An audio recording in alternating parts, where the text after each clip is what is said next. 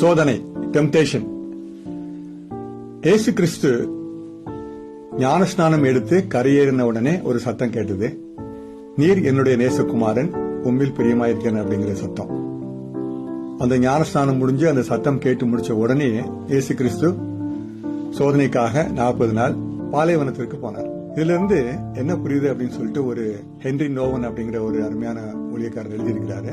நீர் என்னுடைய நேசகுமாரன் அந்த சத்தத்தை கேட்ட பலத்தினால, நான் கர்த்தருடைய பிரியமான மகன் அப்படிங்கிற செய்தியை கேட்டதுனால, அந்த உண்மையை உணர்ந்ததுனால இயேசு கிறிஸ்துவால அந்த சோதனைகளை தாங்க முடிஞ்சது. குறிப்பாக சொல்ல போனா அவர் 3 வருஷம் அந்த உலகத்துல இருந்து ஊழியம் செய்த காலங்களிலும் கூட அந்த உறுதி தான் அவருக்கு பலமாக இருந்தது அப்படின்னு சொல்றாரு. நம்ம வாழ்க்கையிலும் நமக்கு சோதனைகள் வர்றதுக்கு முன்னாலேயே நமக்கு அடிப்படையில நான் கடவுளுடைய பிரியமான ஒரு மகன், ஒரு மகள் அப்படிங்கிற ஒரு உண்மை நமக்கு தெரிஞ்சதுன்னா எப்படிப்பட்ட சோதனை வந்தாலும் அதை நம்ம ஜெயிக்க முடியும். வாழ்த்துக்கள்.